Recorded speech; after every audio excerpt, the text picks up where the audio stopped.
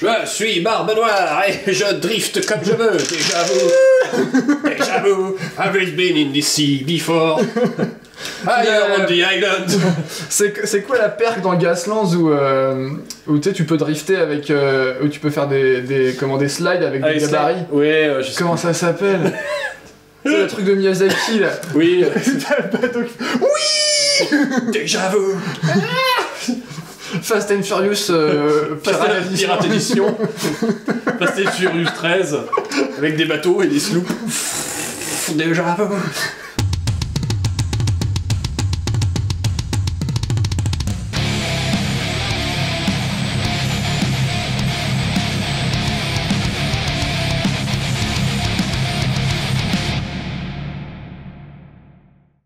Bonjour. Eh bien, bienvenue sur Ta Gueule on Joue, une chaîne relaxante et détendue. Ouais, avec deux mecs sérieux et concentrés. Oui, oh là, toujours. Oula, ouais. Puis on a profité du confinement oui, pour, on s'est relaxé. pour se relaxer, pour faire l'introspection, revenir sur nos basics. C'est ça, Sur, voilà, sur nos fondations même. Connais-toi toi-même. Donc aujourd'hui, c'est blague de prout et blague de pirate.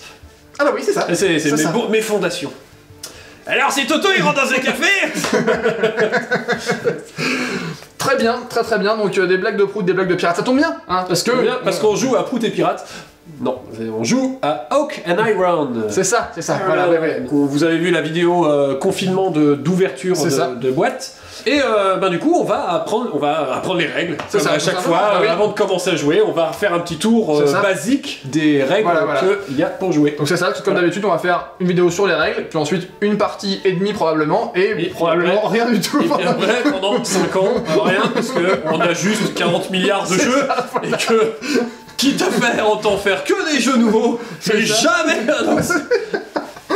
Bref, donc Oak and Iron, bon bah voilà, si vous avez vu la vidéo, vous savez de quoi il s'agit, mais si vous ne l'avez pas vu, bah déjà, qu'est-ce que vous foutez, hein, allez la voir, la vidéo. Voilà, c'est ça.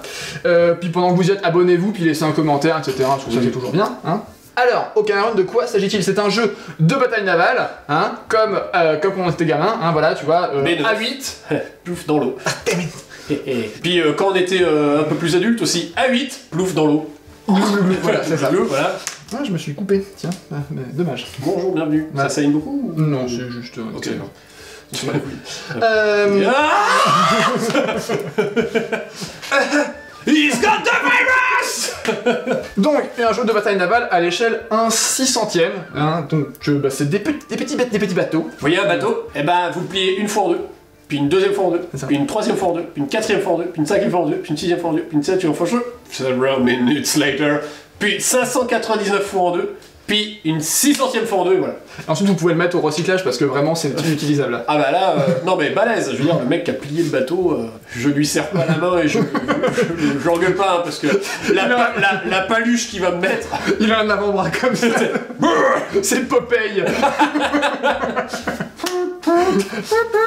Bref.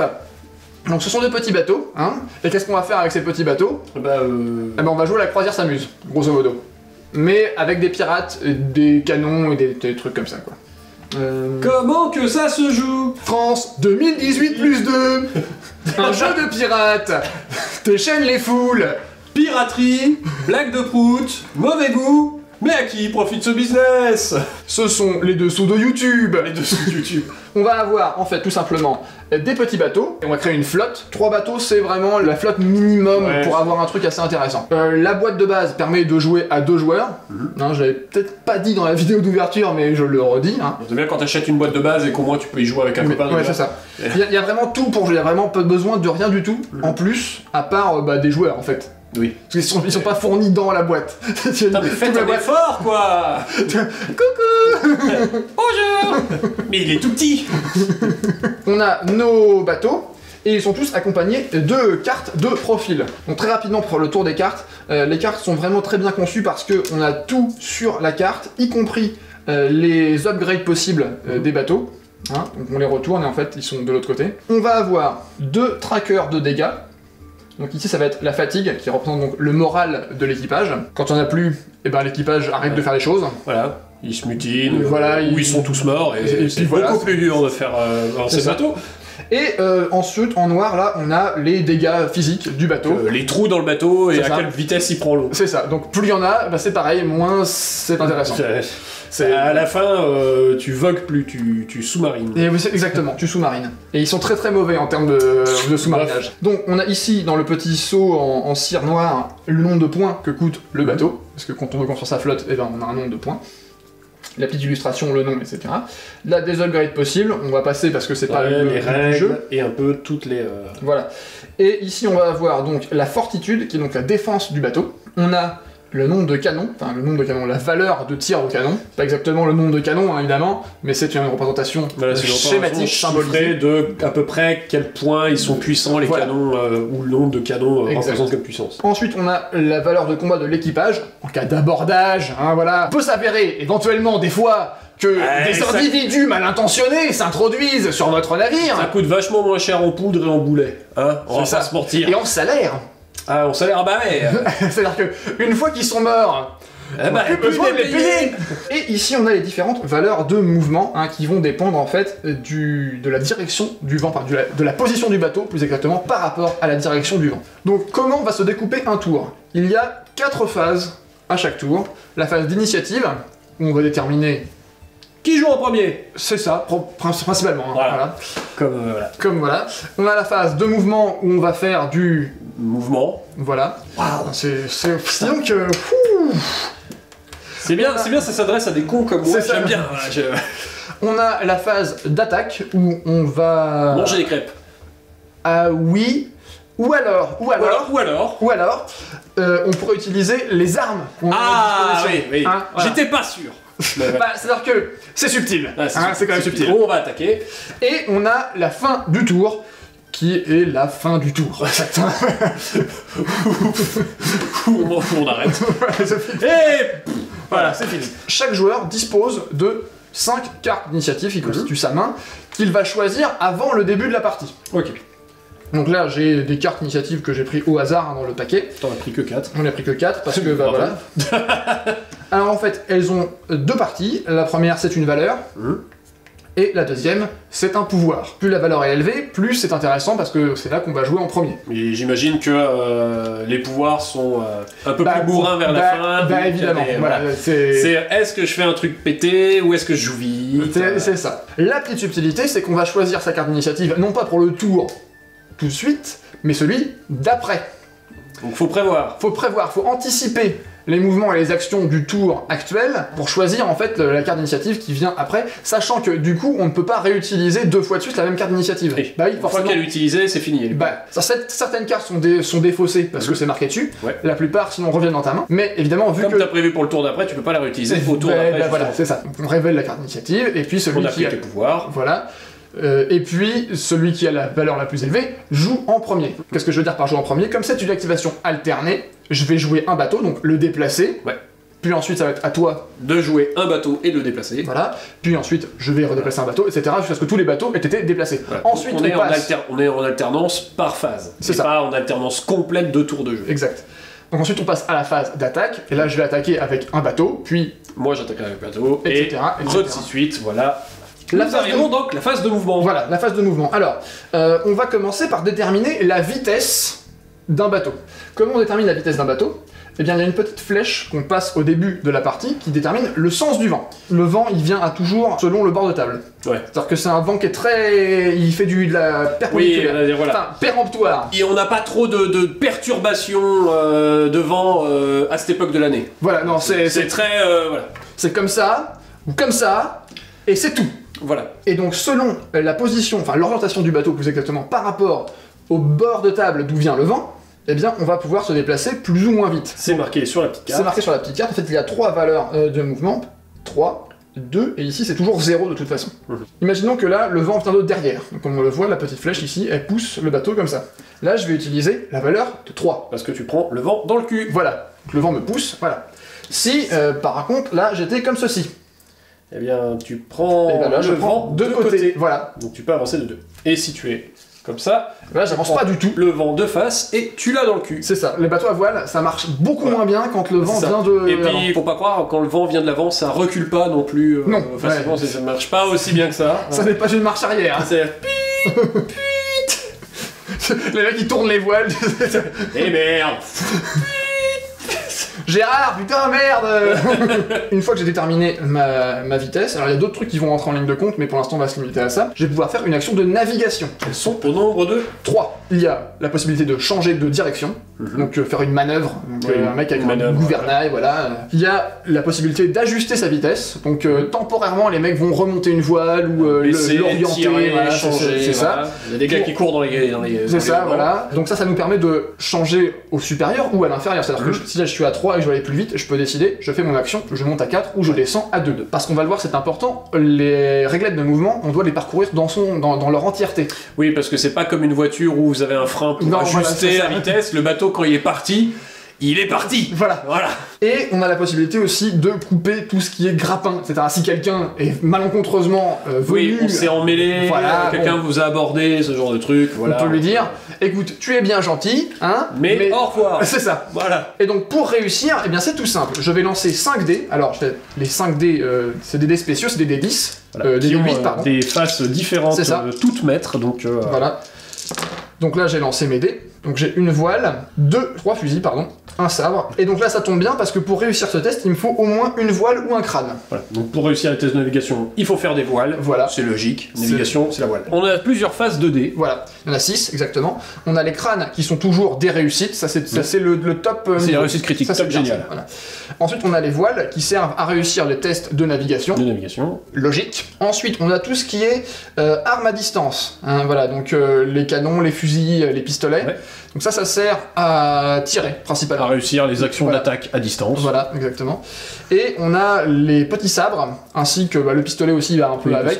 Il sert à réussir les actions d'abordage et ce genre de choses-là. De se castagner sur la tronche directement. Les phases 2D sont assez évidentes. C'est représentatif en fait de ce à quoi elles servent. De ce à quoi ça va servir. Je trouve ça plus malin, c'est plus visuel que juste dire bah voilà sur un 4+, c'est réussi, sur un 5+, c'est bon. Donc là, bon bah voilà, j'ai réussi mon test parce que j'ai fait une voile. T'as fait une voile, donc voilà, il suffit de faire au moins un dé réussi. C'est ça. Donc ça me permet par exemple si j'avais décidé de changer de direction, je peux prendre la petite réglette numéro 1 et faire un virage. Sur les socles, on n'a pas trop montré encore, mais sur les socles vous avez des petits rayonnages, là, un V devant, des petites flèches là sur les côtés et une limitation derrière. Donc ça va être des marqueurs pour savoir où vous allez devoir poser les réglettes et qui vous donnent aussi les limitations par exemple qu'on a vu pour les directions du vent. C'est ça. Donc là, si je veux tourner, en fait, je pose la flèche au niveau de la flèche du milieu, hein, on le voit là, et je peux pivoter jusqu'à ici.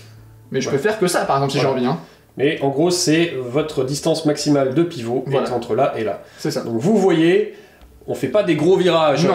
Voilà. Alors, ça, c'était mon action de navigation. Maintenant, on va se déplacer proprement, voilà. Donc là, maintenant, tu prends le vent dans le derrière, et tu fais la distance que tu vas faire. Tu te déplaces de 3, donc tu prends la règle de 3, tu places la flèche arrière au niveau central. Voilà, je déplace le bateau, hop. Jusqu'à la flèche avant, là, qui est juste devant le virage. C'est ça. Et avec ma réglette de mouvement, j'ai droit à un pivot gratuit que je peux faire avant ou après mon mouvement. C'est ça. On peut encore un petit peu pivoter. C'est ça. Parce que voilà le mouvement. Donc on peut dire que voilà, là, il a décidé de pivoter encore un petit chou. Voilà. Ce qui est intéressant, c'est que selon les réglettes de mouvement, en fait, on n'a pas les mêmes pivots. Il y en a qui sont plus grands que d'autres. Voilà. Ton déplacement est ainsi terminé. Alors, j'ai quand même après une action gratuite d'équipage. Et donc là, ça peut être soit recharger mes canons, ça peut être rallier mon équipage, genre récupérer un point de fatigue que j'ai. Que les gens se reconcentrent. Voilà, exactement. Pour charger les canons, comme tu disais. On peut réparer si on a des trous. Pour changer la voilure. Oui, on peut changer la voilure. De nouveau changer la voilure parce qu'on l'a tendue un peu avant et puis maintenant on la détend parce qu'on sait que machin. Alors, ce qui se passe pour la voilure, c'est qu'il y a 4 niveaux de voile à Ocean Iron. Il y a le niveau de voile 0 où on est à l'ancre et donc on bouge pas. Voilà, bon bah ça. Et ensuite on a 3 niveaux de voile où on se déplace. Le niveau normal, qui s'appelle Battle Sail, qui n'offre ni malus ni bonus. Et puis ensuite on a un niveau au-dessus qui nous donne un bonus de +1 et un niveau en dessous qui nous donne un bonus de -1.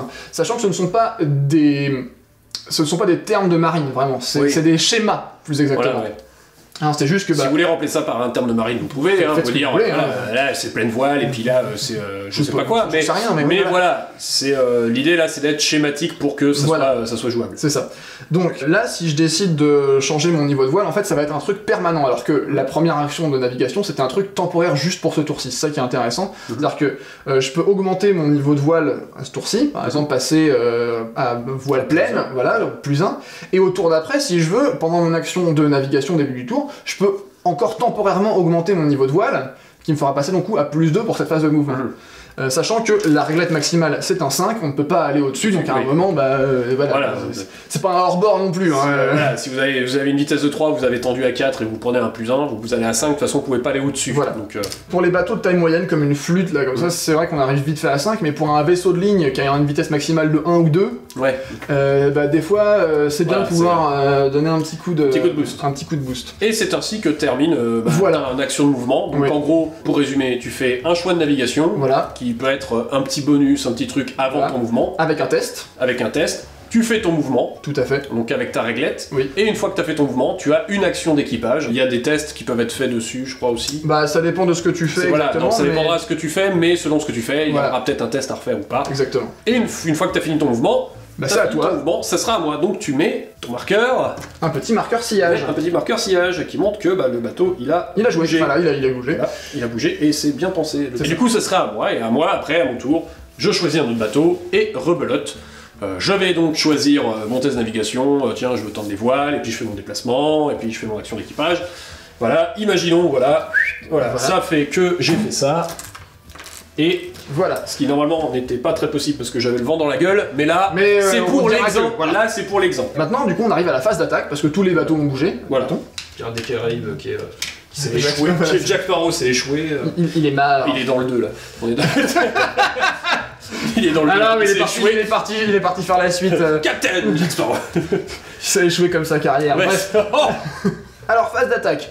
J'ai toujours l'initiative, c'est donc à moi d'activer un bateau pour jouer d'abord en phase d'attaque. À la phase d'attaque, j'ai 3 possibilités. J'ai une action que je dois choisir parmi les 3 disponibles. Je peux faire une ou 2 bordées, parce que on a des canons de chaque côté, donc on peut tirer d'un côté, de l'autre, ou des deux à la fois.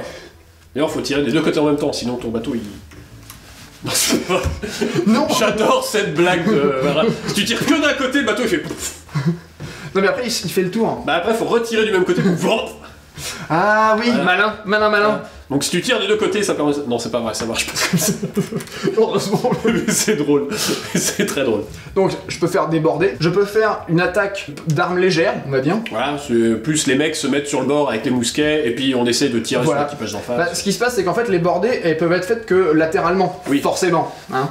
Donc là par exemple si je décide d'activer ce bateau ici, il est là, et les mecs peuvent se mettre à l'avant, tirer avec leur fusil sur le bateau. Ça va être moins efficace, mais bon, ça peut toujours ça de prix. C'est ça de prix. Et enfin, j'ai les actions de combat rapproché si il est question si de on est monté, si au tour de navigation, par exemple, on a réussi à monter à l'abordage d'un autre vaisseau, et ben on va lui casser la gueule. Manu militari. C'est ça. Parce que effectivement, les abordages, c'est à la phase de navigation que ça se passe. Hein c'est logique. C'est là qu'on. C'est là où le bateau va se coller à l'autre bateau. C'est ça. Alors comment ça se passe pour tirer? Parce que là on va parler juste des bordées, parce que c'est quand même l'action la plus générale. Répandue, voilà. Sur ma carte, j'ai une valeur de canon, de canonnade, ici. 4. Ça va me permettre de lancer 4 dés. Ensuite, il faut que je détermine quels sont les succès. Donc pour ça, je vais regarder la portée. Sur une réglette, une petite réglette un peu spéciale. Voilà. Donc la petite réglette, en fait, elle est très simple. Hein. Il y a 3 portées différentes. Pistolet, mousquet et canon. Et en fonction de la distance, eh bien, il y a plus ou moins de faces qui vont être des succès sur le tir. Voilà, c'est-à-dire que même si vous tirez au canon, si vous allez jusqu'à la surface loin, il y a seuls les faces canon et les faces crâne qui font des réussites, mais si vous êtes jusqu'au mousquet, les faces mousquet vont être comptées, et là, les faces pistolet aussi. Ce qui représente un peu le fait que plus le mec est prêt, plus les canons sont précis, si vous tirez avec les canons, etc., etc. Donc là, par exemple, si je voulais tirer là-bas, je pourrais, mais du coup... il faut tirer avec... il faut réussir avec canon et crâne. Alors que là, en fait, j'ai aussi droit au mousquet qui va me faire des réussites. Aussi. Donc je vais tirer là-dessus, sur le sloop qui est ici. Puisqu'il est assez proche. Voilà. Je lance mes dés.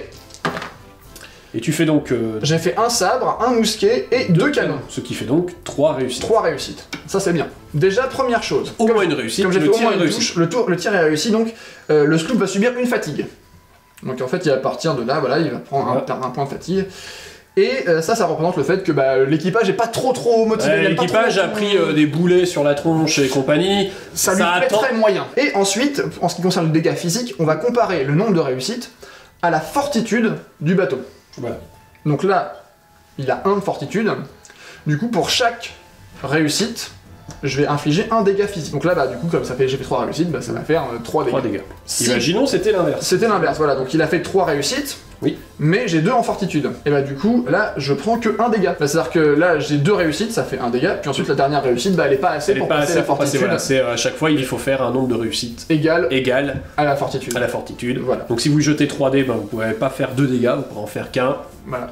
À part si vous faites des crânes. À part si on fait des crânes. Alors les crânes, qu'est-ce que c'est? Les crânes, comme on l'a dit tout à l'heure, c'est les réussites critiques. Et les réussites critiques, nous, on aime toujours ça, parce que ça fait toujours des petits trucs un petit peu spéciaux. Surprise! Donc qu'est-ce qui se passe quand on fait un crâne? Eh bien en fait, on relance, une fois que les dégâts ont été appliqués... On relance un nombre de dés égal au nombre de crânes qu'on fait. Donc, si on a fait un crâne, on relance un dé. Si on en a fait 2, on en relance 2, etc. Donc là, je relance. J'ai fait un mousquet, ça ne fait rien, c'était un dégât normal. Mais par contre, si je fais encore un crâne, ça fait un dégât supplémentaire. Si je fais une voile, eh bien, ça réduit la voilure de l'adversaire parce qu'on a touché un mât, un truc est cassé. On a fait un trou dans une voile. Et si je fais un petit sabre, eh bien, ça rajoute un point de fatigue supplémentaire.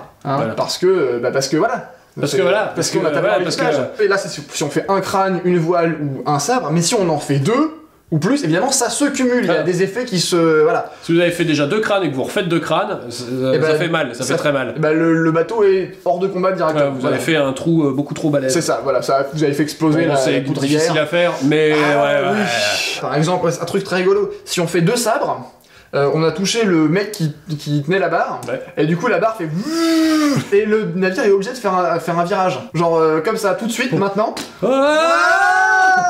Donc c'est amusant, il y a des trucs un peu rigolos. Donc il s'avère là que par rapport à ce qu'on avait fait, le sloop aurait pris 3 dégâts. Et une fatigue. Et c'est ainsi que se terminait ton action d'attaque. C'est ça. Donc là je mets un petit marqueur fumé. Parce que t'as fait une bordée. Voilà, j'enlève le marqueur de sillage parce que comme ça on voit que j'ai attaqué. Alors on pourrait se dire oui mais t'as déjà mis le marqueur fumé. Oui. Oui c'est vrai, mais le marqueur fumé il faut que je le recharge. Voilà. Chose que je suis pas obligé de faire. Donc en fait c'est pas forcément un super bon indicateur de si j'ai attaqué ou pas parce que peut-être que c'est un marqueur du tour d'avant. Voilà. C'est peut-être le marqueur pour dire que pour l'instant les canons sont vides. C'est ça. Donc ça a tiré. Voilà, exactement. Donc tu pourras l'enlever que quand t'auras rechargé. C'est ça. Imaginons que j'ai utilisé mes 2 bordées de chaque côté, que je peux faire une action de rechargement pendant ma phase de navigation avec mon action d'équipage, mais je ne peux recharger qu'un seul des 2 côtés, évidemment. Voilà, donc t'as fait le kéké, t'es bien content. Et pendant 2 tours, là, t'as intérêt à... C'est ça, vas-y. Vite Il y a le gros qui arrive, coucou.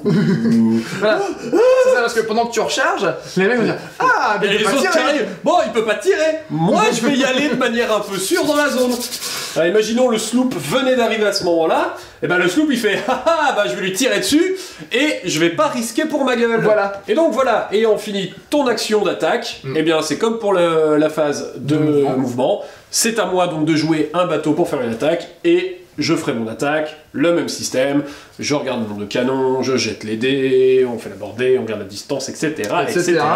Et ainsi jusqu'à ce qu'on ait aussi joué toutes nos attaques. C'est ça. Alors, les parties, comment elles se finissent? Ça dépend, il y a des missions, évidemment. Ça peut être juste se mettre sur la gueule, ça peut être escorter un bateau, le faire traverser la table, c'est plein de missions différentes. Juste un petit mot sur certaines petites règles spéciales qui sont, je pense, assez importantes en termes de savourosité du jeu. En termes de goût. Oui, voilà.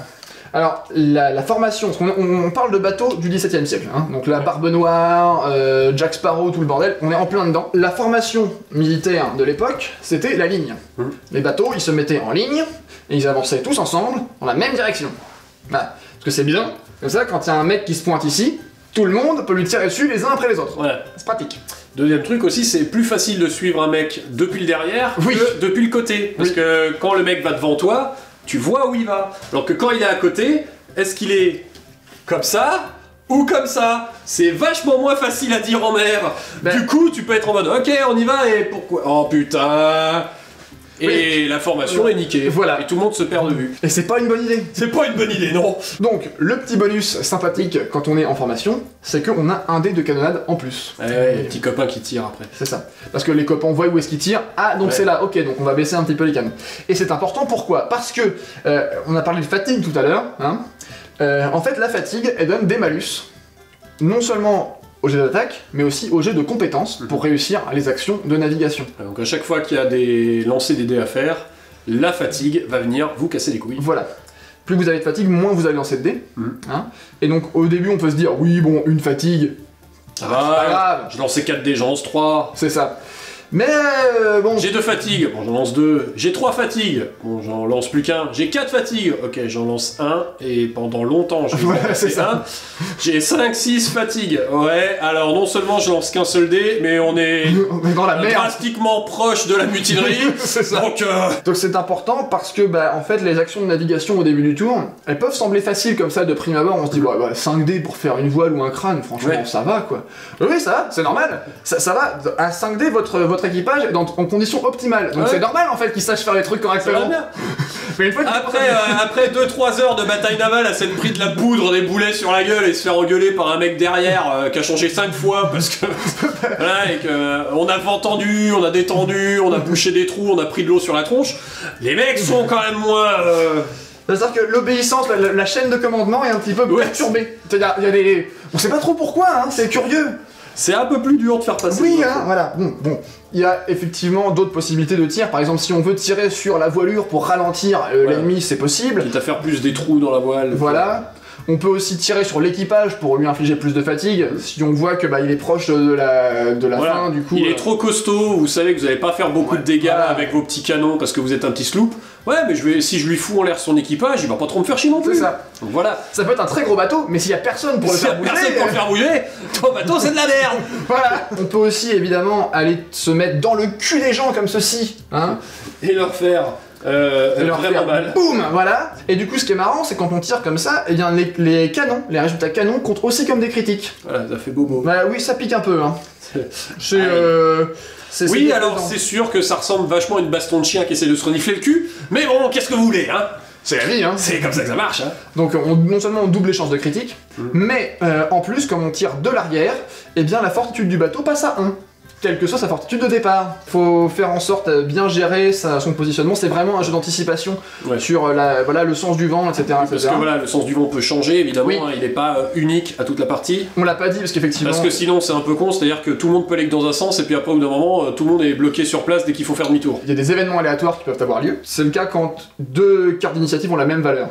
Et dans ce cas-là, on tire une carte d'événement et puis on applique les événements. Donc ça peut être voilà, une bourrasque, une tempête, du brouillard, Oui, voilà. une connerie. Un banc de brouillard. Un banc de brouillard. Banc de brouillard. Un spectacle d'Anne Roumanoff de brouillard. Donc là on a parlé des tirs. On va parler des tirs. On peut parler de l'abordage rapidement. On peut, voilà, rapidement. Si à la fin de mon mouvement, je me retrouve dans cette situation-là, je peux décider, parce que je suis à moins de la largeur de la réglette, hein, donc, Voilà. Donc faut quand même venir assez proche, Oui, donc voilà. faut calculer, parce que quand vous faites obligatoirement une longueur de réglette, là faut avoir un peu le compas dans l'œil. Hein. c'est ça. Ouais. Donc ce que tu fais, tu déclares un abordage, Ouais. et dans ce cas-là, tu viens faire clouc, et hop, tu te mets contre moi, parce que voilà, on se grappine, et pendant ta phase d'attaque, Je pourrais choisir de faire une attaque au corps à corps. voilà. Et donc là, c'est comme pour la canonnade, sauf qu'on utilise la valeur Le sabre. du sabre du bateau, et on ajoute 5 dés. Parce que c'est... voilà. Parce qu'il y a quand même beaucoup de gens.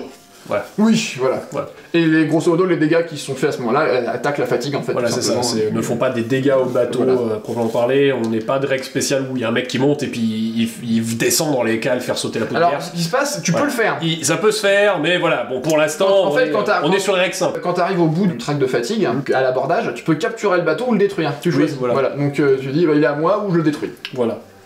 Donc si tu dis, bah oui. Le classique de l'époque d'ailleurs, c'était Oui. ça. C'était soit on capturait parce qu'on avait assez d'équipage et que ça évitait d'en avoir à fabriquer d'autres, Voilà. soit on le coulait parce que bah, justement avoir un bateau en plus où t'as pas de place pour l'équipage ou au port ou que c'est du pognon un bateau, hein, c'est de l'équipage à payer. Si t'as pas trop de pognon pour te payer un équipage supplémentaire pour ramener le bateau, en général tu te fais pas chier. C'est ça. Bah Voilà. oui, non, mais Puis c'est un bateau que l'ennemi ne récupérera pas. c'est ça. Mais bah oui, non mais c'est Oui, oui. c'est cher un bateau. Ouais, ça coûte la peau du cul. C'est ça. Oui, ou alors Même un sloop, ça coûte très cher. Ah, puis en plus, tu vois, enfin, t'es en plein milieu d'une bataille.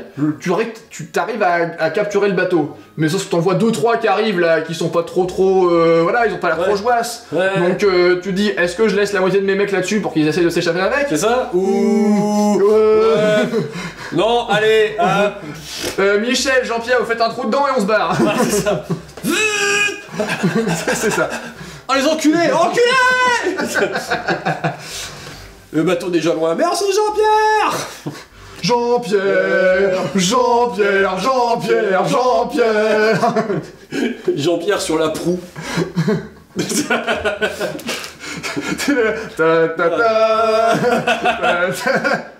Voilà, bah on a fait un petit tour des règles rapidement. Elles sont pas spécialement complexes. Alors c'est sûr qu'effectivement il y a au début il y a à savoir quelles sont toutes les actions que vous allez pouvoir faire dans la phase de mouvement, puisque là il y a effectivement un petit tableau de plein d'actions différentes. Mais une fois que vous avez chopé les idées des actions différentes, voilà, la phase de combat est pas techniquement compliquée. Le début du mouvement est pas compliqué non plus. Et après c'est surtout du compas dans l'œil. C'est ça, c'est vraiment ça en fait surtout. Anticiper le mouvement adverse. Anticiper ça, anticiper le vent, anticiper les cartes l'initiative, anticiper ton mouvement, parce que si je veux faire ça et que je vais trop loin ou pas assez loin, Les parties de test que j'ai fait, ça m'est souvent arrivé de me dire ah cette carte d'initiative elle va être trop bien pour le tour d'après, je la mets. Et de me rendre compte que j'étais pas du tout dans les circonstances qui font que... Voilà, c'est parce que c'est... voilà, là on rappelle, voilà, c'est Gazland, effectivement tu fais aussi tout le gabarit pour bouger, mais Gazland c'est une bagnole, c'est vachement plus mobile. Par rapport au gabarit, là les bateaux c'est beaucoup d'inertie et ça va tout droit. C'est très souvent du bah non, Tu te retrouves comme un con là avec le vent dans le nez. Ouais, c'est ça. Attends, fallait fallait être motivé pour les batailles navales à l'époque. Hein, je veux dire, on perdait beaucoup de temps, ça durait des jours entiers. Ah oui. Ouais, donc.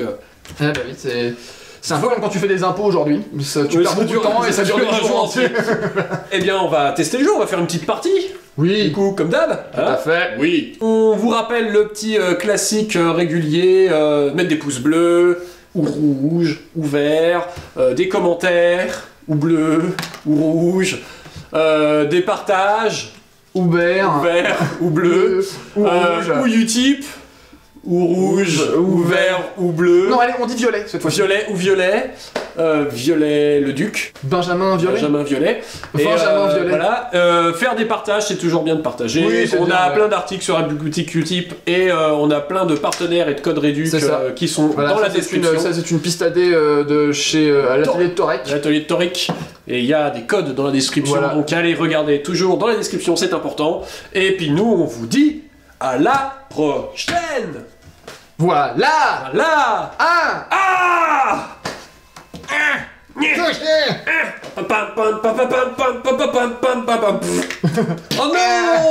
Oh non! Oh non! Je me suis échoué sur l'île. C'est vraiment échoué. Je le faisais un peu en mode, tu sais, les voix se disaient. Oh non! Je me suis échoué sur l'île. Ah là là! Quel tracas! Je suis vraiment dans le caca. Allons en avant à l'abordage. Allez-y, Jack Sparrow. Non, capitaine Jack Sparrow.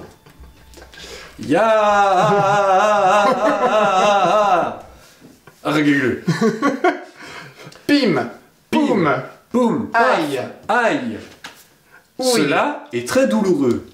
Attention. J'ai perdu ma jambe. Je vais mourir. À l'aide. J'ai 2 balles de revolver. J'ai 2 bulles de revolver dans le cutre. Désolé, ce mal n'est pas identifiable.